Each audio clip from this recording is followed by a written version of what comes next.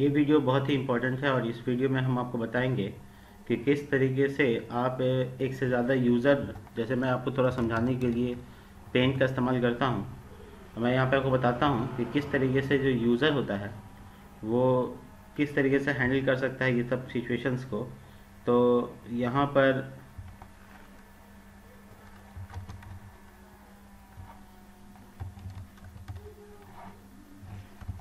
यहाँ पर अभी मैं आपको बता रहा हूँ कि सपोज़ करो कि आपने कोई कोड लिखा, ठीक है। आपने इसमें बहुत सारे कोड लिखे और ये पूरा फाइल तैयार किया जिसका नाम है index.php सपोज़ करो। तो आपने इसमें सारे कमांड लिखे, सब कुछ डाला। अब उसके बाद इसी फाइल के साथ दूसरा कोई आपका साथी कोलैबोरेट करना चाहे तो आप नहीं कर पाओगे। यानी इसका प्रॉब्लम क्या है कि आप दो फाइल देख रहे हो और दो फाइल में से एक फाइल अपडेट होगी और दूसरी फाइल उससे कंट्रोवर्सी कर जाएगी। इसको कॉन्करेंसी कहते हैं। इसका ये मतलब है कि हम लोग अपने कोड्स को दो यूज़र के साथ कोलैबोरेट कराने के लिए कोई एक प्लेटफॉर्म रखना पड़ेगा जहाँ पे ये मैनेज होता है। तो जो आज हम लोग सीखने वाले हैं वो है एक वर्जन कंट्रोलर जिसका नाम है गिट, ठीक है। तो जो गिट है वो एक वर्जन कंट्रोलर, ठीक है, वर्जन को कंट्रोल करता है गिट। और ये गिट जो है वर्जन कंट्रोल किस तरीके से करता है ये मैं आपको एक एक करके बताता हूँ। सबसे पहले इंपॉर्टेंट चीज़ है कि अगर मान लेते हैं कि मैंने पहले कोई वेबसाइट बनाया और उसमें एक पेज को एग्जांपल ले लेता हूँ। मान लो इसमें मैंने a इज इक्वल टू 9 दिया, फिर b इज इक्वल टू 20 दिया और c इज इक्वल टू मैंने 30 दिया। फिर कुछ समय के बाद उसी पेज में मैंने कुछ मॉडिफाई किया, कुछ बदलाव किया, ठीक है। तो उसमें जो बदलाव किया मैंने कुछ ऐसा किया कि a is equal to 9, b is equal to 2 और c इज इक्वल टू 3 और इसी में d इज इक्वल टू मैंने ऐड किया। तो ये जो लास्ट एडिट है ये लास्ट एडिट मैं चाहता हूँ कि ये ओरिजिनल वाले फाइल में चेंज हो जाए। तो ये तो सिंपल है, लेकिन अगर मैं वापस उसके बैक करना चाहता हूँ, यानी कि उस अवस्था में लाना चाहता हूँ जो लास्ट टाइम में था, जैसे कि ये वाला स्थिति जो था अभी वैसा मैं चाहता हूँ, तो यहाँ पर थोड़ा मुश्किल हो जाएगा, ठीक है। तो इस तरीके से मैं वापस आता हूँ, यानी कि मैंने जो लास्ट अपडेट किया था मैं उसको रिमूव करना चाहता हूँ। तो ये जो प्रोसीजर है ऐडिंग और रिमूविंग का, मैंने यहाँ से अपडेट करते हुए दिखाया आपको। और ये वापस से बैक करना है मुझे, इस अपडेट को वापस से बैक कर लेना है। तो इस अवस्था में मुझे लाने के लिए कंट्रोल Z करना पड़ेगा या फिर फाइल को डिलीट करना पड़ेगा। लेकिन ऐसा अगर आपके पास वर्जन को कंट्रोल करने के लिए गिट है तो फिर आप कमांड की मदद से कर सकते हो और एक फाइल को करना थोड़ा आसान होगा, एक लाइन कोड को करना आसान होगा। लेकिन अगर पूरे प्रोजेक्ट में ऐसा बहुत जगह पे है तो फिर आप कैसे करोगे, तो फिर आप नहीं कर पाओगे। तो इसका ये मतलब है कि आपको वापस से अपडेट कराना है तो फिर आपको एक वर्जन कंट्रोलर की ज़रूरत पड़ेगी। किसी भी सॉफ्टवेयर को, वेबसाइट को हम लोग बनाते हैं तो उसमें फर्स्ट वर्जन होता है। वर्जन में जो भी हम लोग फीचर ऐड करते हैं फिर बाद में वो नया फीचर को ऐड करते हैं। तो जो बाद में नए फीचर ऐड करते हैं वो उसको अपडेट कर दिया जाता है। तो क्या पुराना वाले का क्या होता है, तो पुराने वाले को स्टोर रखना चाहिए ताकि हम लोग को अगर ये नए वाले फीचर में कुछ दिक्कत आती है तो हम लोग रोल बैक हो सकें, बैक कर सकें, और जो यूज़र हैं वो उसमें काम कर रहे हैं तो वो आसानी से काम करते रहें। तो इस तरीके के कामों के लिए वर्जन कंट्रोलर बहुत ही इंपॉर्टेंट होता है। साथ ही साथ एक और बहुत ज़रूरी चीज़ है वर्जन कंट्रोलर का, वो ये है कि हम लोग कोड को एक सर्वर में डाल देते हैं एग्जाम्पल, तो आप 2 से ज़्यादा 3 4 5 डेवलपर को एक साथ उसमें कंट्रीब्यूट कर सकते हैं। तो ऐसे डेवलपर जो कंट्रीब्यूट कर सकते हैं इस तरीके से, सपोज करो कि ये आपका सोर्स कोड है, सोर्स कोड यानी कि आपका कोड है और कोई डेवलपर ए नाम का उसको एक्सेस कर रहा है और अपडेट कर रहा है। कोई दिक्कत नहीं है, और एक्सेस करने में भी दिक्कत नहीं है और अपडेट करने में भी दिक्कत नहीं है। यानी कि देखें अगर आप, तो यहाँ पर ए है ना अपना कोड सर्वर को भेज भी रहा है और ए से सर्वर से ले भी रहा है। इसी तरीके से बी जो है दूसरा डेवलपर है और बी डेवलपर भी ऐसा ही कर रहा है, अपना कोड चेंज कर रहा है। तो ये जो सोर्स कोड है वो उस तरह से काम कर रहा है। अगर मैं वर्जन कंट्रोलर नहीं डालूंगा तो ये 2 से ज़्यादा या 1 से ज़्यादा डेवलपर्स उसमें काम नहीं कर सकते। तो अगर काम नहीं कर पाएंगे तो फिर मेरा प्रोजेक्ट एक सिंगल मैन के लिए हो जाएगा। सिंगल मैन के लिए एक प्रोजेक्ट बनाना बहुत मुश्किल काम होता है। तो ये वर्जन कंट्रोलर कैसे काम करता है, ये मैंने छोटा सा ओवरव्यू दिया है। अगर आपको डीप जानना होगा तो मैं आपको और एलिब्रेट करूँगा, लेकिन फ़िलहाल अभी काम कैसे करते हैं ये समझते हैं। तो देखिए, कोई भी फाइल का 4 स्टेजेस होता है। फर्स्ट स्टेज जो होता है उसको कहते हैं हम लोग अनट्रैक्ड, दूसरा स्टेज जो होता है उसको हम लोग कहते हैं मॉडिफाइड, तीसरा स्टेज को कहते हैं हम लोग अनमॉडिफाइड, और चौथे स्टेज को कहते हैं ट्रैक्ड। ठीक है, तो देखिए कोई भी जो फाइल है वो पहले अनट्रैक्ड होता है, यानी कि अनट्रैक्ड का मतलब हुआ कि उस फाइल से कोई मतलब नहीं है गिट को। फिर होता है ऐड कर लेना। तो मैं क्या करता हूँ, ट्रैक करने के लिए ऐड कर लेता हूँ। ऐड के बाद मुझे करना होता है कमिट। ठीक है, और कमिट के बाद कोई भी फाइल या कमिट से पहले एक मॉडिफाइड स्टेज होता है जो कि मॉडिफाई करता है। तो यानी कि ये चारों स्टेजेस से होकर फाइल गुजरती है।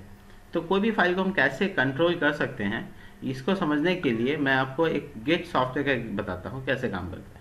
तो देखिए, गिट सॉफ्टवेयर सबसे पहले आप डाउनलोड कर लेंगे, गूगल पे टाइप करेंगे गिट, और आपके पास आ जाएगा git.csm.com। यहाँ पे ये डाउनलोड इसका exe फाइल अवेलेबल है, 2.26.2 वर्जन इसका है। ये लोकली अवेलेबल कराता है और आप इसको डाउनलोड कर लेंगे। तो डाउनलोड करने के बाद आपके पूरे कंप्यूटर में गिट एक्सेस होने लगेगा। तो देखिए, सबसे पहले मैं एक छोटा सा एग्जांपल देता हूँ। अगर आप कोई प्रोजेक्ट फोल्डर बनाते हो, जैसे एग्जांपल के तौर पे डेस्कटॉप पे अगर आप कोई सॉफ्टवेयर बनाना चाहते हो तो उसके लिए आप एक फोल्डर बनाते हो। जैसे सपोज करो मैं SMS नाम का एक प्रोजेक्ट बनाना चाहता हूँ, तो मैं SMS को ओपन करता हूँ। उसके बाद मैं यहाँ पर ओपन बेस हेयर, गिट का बेस है ये रहा, क्लिक करूँगा मैं। और इसके बाद ये देखिए, ये एक कंसोल खुल गया, एक टर्मिनल खुल गया है जो कि लिनक्स का टर्मिनल जैसा दिख रहा है। तो ये जो टर्मिनल है इसमें मैं अपने गिट को इनिशियलाइज करूँगा। तो लिखूँगा गिट INIT, इस तरीके से एंटर करूँगा। तो इसके बाद यहाँ पे .git एक हिडन फाइल बन जाता है जो कि ये गिट का रिस्पॉन्ट्रीज तैयार कर देता है। अब मुझे चाहिए यहाँ पे कुछ फाइल्स, जैसे कि मैं लिखूँगा टच, और मुझे चाहिए index.html सपोज करो। तो देखो, ये index.html फाइल को बना दिया। इस तरीके से अगर मैं यहाँ पर और भी फाइल बनाना चाहूँ तो मैं टच कीवर्ड का इस्तेमाल करके अलग अलग फाइल को बना सकता हूँ, जैसे contact.html, जैसे टच about.html। तो देखिए, मैंने यहाँ पे 3 फाइल बना लिया। अब मैं ये जो फाइल बनाया हूँ इस फाइल को मैं किसी टेक्स्ट एडिटर में रख लेता हूँ। तो यहाँ पे देखते हैं कैसे, open as a bracket project. ये जो लास्ट वाला कमांड था मेरा डॉट आ गया था, इसकी वजह से ये काम नहीं किया। तो देखिए, मैंने ये काम कर दिया। मैं ब्रैकेट सॉफ्टवेयर में इसको ऐड कर रहा हूँ और ये ऐड हो जाएगा। तो आप देख पा रहे हैं यहाँ पे कि 3 फाइल के साथ मेरा ब्रैकेट सॉफ्टवेयर ओपन हो गया, about.html, contact.html और index.html। तो आप देख पाएंगे कि यहाँ पर अगर मैं स्टेटस देखना चाहूँ तो गिट स्टेटस से आप कभी भी देख सकते हो, स्टेटस से देख सकते हो कि क्या। तो यहाँ पे बता रहा है कि 3 फाइल नया बना है। आप अभी तक इसको ऐड नहीं किए, इसलिए लिखा nothing added to commit but untracked file present, यानी कि अनट्रैक्ड फाइल जिसको अभी तक ट्रैक नहीं किया गया है वो फाइल अवेलेबल है। तो आपको मैं दिखा रहा हूँ यहाँ पर, ये कुछ HTML कोड कर लेता हूँ यहाँ पे। जैसे मैंने सपोज करो ये देखा, वेलकम इन गिट प्रोजेक्ट। ठीक है, तो इस तरह से मैंने इसमें लिख दिया है। अब मैं जब इसका स्टेटस चेक करूँगा दोबारा से, तो ये अभी भी ट्रैक नहीं हो रहा है। तो मैं ये फाइल्स को ऐड करना चाहूँगा। तो ऐड करने के लिए अपने रिस्पॉन्ट्रीज में एक मॉडर्न वर्ड है रिस्पॉन्ट्रीज, आप प्रोजेक्ट समझ सकते हो। तो एक प्रोजेक्ट के अंदर में ऐड करने के लिए आपको लिखना होगा गिट ऐड और उसके बाद फाइल का नाम। तो देखिए, यहाँ पे मैंने index.html को ऐड कर रख लिया। अब मैं फिर से स्टेटस चेक करूँगा, स्टेटस, तो आप देखेंगे कि इसमें सिर्फ 2 ही फाइल अनट्रैक बता रहा है, about.html और contact.html। अगर आप दोनों फाइल को एक साथ करना चाहते हैं तो आपको लिखना होगा गिट ऐड और डैश। 2 बार अगर कैपिटल 2 बार डैश देंगे तो ऑल स्मॉल में लिखना होगा, और अगर आप 1 बार डैश देंगे तो कैपिटल में ए लिखना होगा। ये दोनों तरीके से होता है। एंटर मारा, इसका मतलब हो गया। अब आप गिट स्टेटस देखेंगे, गिट स्टेटस, तो तो आप देख पा रहे हैं यहाँ पे 3 न्यू फाइल बता रहा है, यानी ये ट्रैक्ड हो चुका है। ग्रीन कलर का ये दिख रहा, पहले रेड कलर का दिख रहा था। तो ये जो ट्रैक्ड हो गया है, मतलब इसके अंदर में होने वाले कुछ भी बदलाव को अब गिट देखेगा। तो देखिए यहाँ पे मैं अभी फिलहाल यहाँ पे एक H1 बनाता हूँ, लिखता हूँ वेलकम इन माई वेबसाइट, इस तरीके से। तो मेरा जो अभी मैं यहाँ पे लिखूँगा गिट स्टेटस, तो मुझे बताएगा कि मॉडिफाइड, यानी कि कुछ बदलाव किया गया है index.html में। तो ठीक है, अब मुझे ये फाइल को कमिट करना है, यानी इस अवस्था में लाके कमिट करना है। तो मुझे लिखना पड़ेगा गिट कमिट और -m, ये मैसेज के लिए फ्लैग होता है, और उसके बाद आपको एक मैसेज लिख देना है। मैसेज लिखना कंपलसरी है। मैं यहाँ पे लिख रहा हूँ फर्स्ट कमिट, इस तरीके से।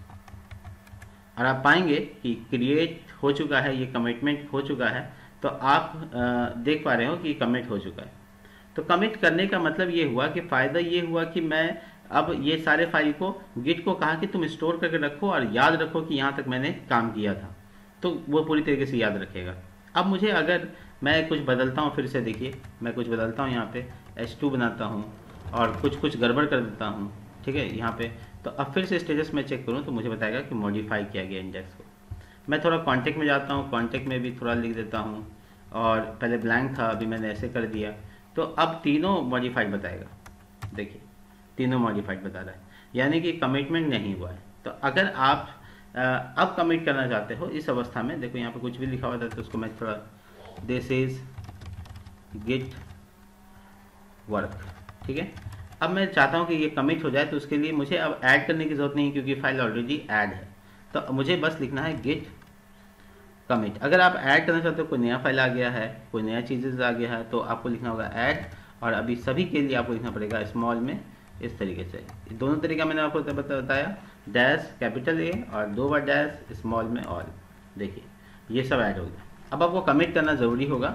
आपको कमिट तभी करना है जब एक बड़ा चेंजेस कर देते हो अपने प्रोजेक्ट में, या फिर अपना प्रोजेक्ट को वहाँ पे लीव करना चाहते हो, तो आप स्टोर करने के लिए कमिट करोगे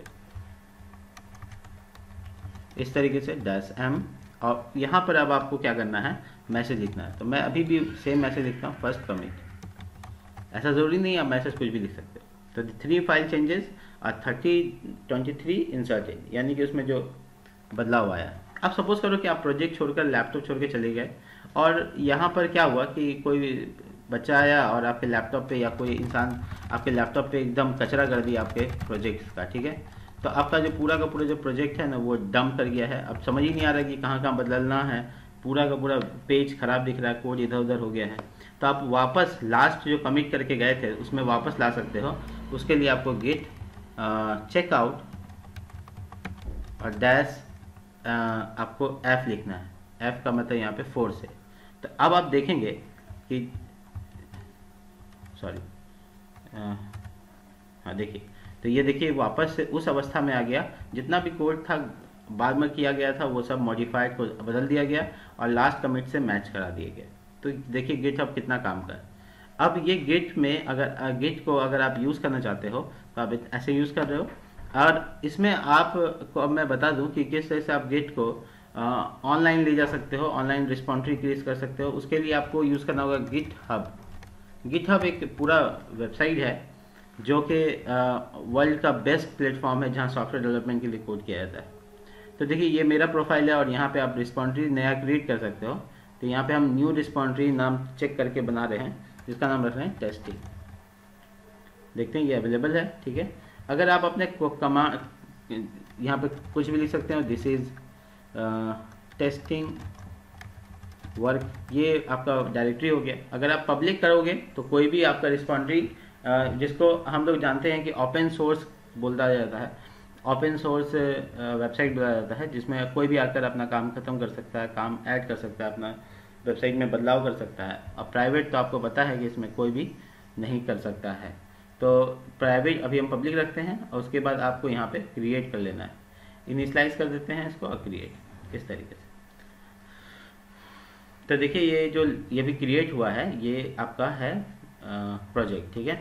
तो इस प्रोजेक्ट में आपको मिलता है एक क्लोन HTTPS का लिंक, जो कि आपको .git के फाइल के एक्सटेंशन के साथ है, और अगर आप चाहते हो कि आपका ये वाला प्रोजेक्ट यहाँ पर दिखे, तो इसके लिए आपको यहाँ पर पुल करना पड़ेगा।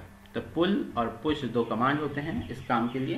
तो आपको लिखना पड़ेगा यहाँ पे पुल गिट पुल। अब ये आपका क्या है कि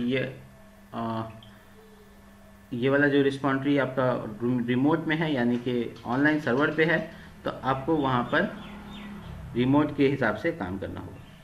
तो आपको क्या करना होगा, इस तरीके से आप लिखेंगे पुल कमांड से सॉरी पुश कमांड, मैं गलती कर रहा हूँ, पुश कमांड यूज़ होगा। तो गेट रिमोट ऐड, इसको ऐड कर दो ऑनलाइन, तो ओरिजिन, ठीक है। और उसके बाद जो ये जो लिंक मिलता है यहाँ पे, ये जो लिंक मिलता है इसको कॉपी कर लेना है और उसके बाद आप यहाँ पे पेस्ट कर दें।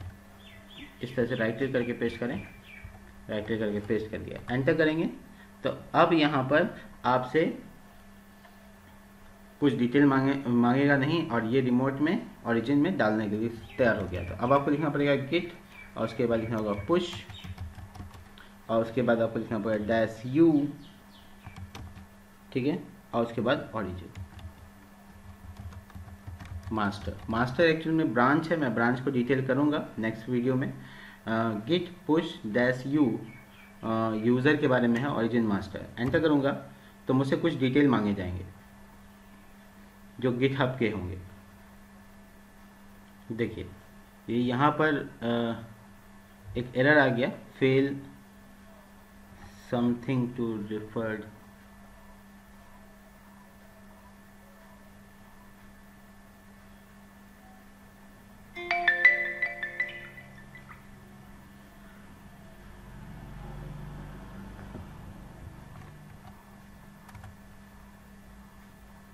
मैं अगेन ट्राई करता हूँ उसको।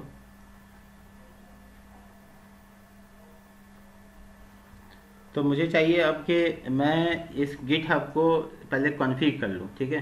तो कॉन्फ़िग गिटहब को अगर आप गिट पे करना चाहते हैं तो आपको कमांड लिखना पड़ेगा इस तरीके से, जैसे मैं अभी आपको बता रहा हूँ।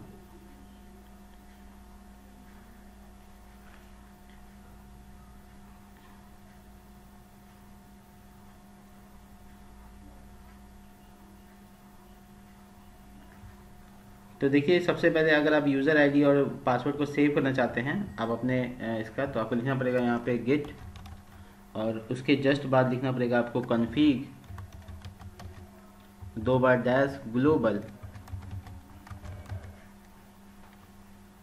और उसके बाद ग्लोबल, और इसके बाद आप यूज़र नेम डाल के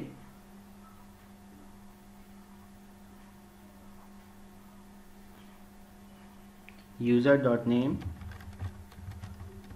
और उसके बाद डबल कोट्स में आप यूज़र नेम लिखें। तो मेरा यूज़र नेम है Shadik-CWS, ठीक है। ये गिटहब का यूज़र नेम है। आपको अकाउंट जब बनाएंगे तो आपको मिलेगा इसका, ये इस तरीके से सेव हो जाता है। अब आप पुल करेंगे पहले,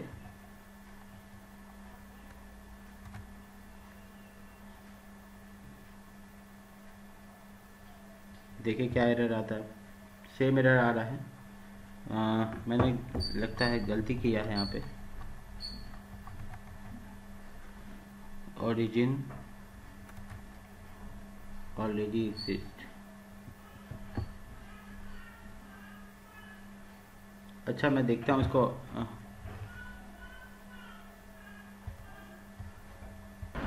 हाँ तो ये अब हो गया है पुश। देखिए यहाँ पे मैंने कमेंट लिखा गिट पुश -f-origin मास्टर, ठीक है। अब मैं जाता हूँ ऑनलाइन वाले में और वहाँ जाके चेक करता हूँ क्या फाइल्स अवेलेबल हुए या नहीं।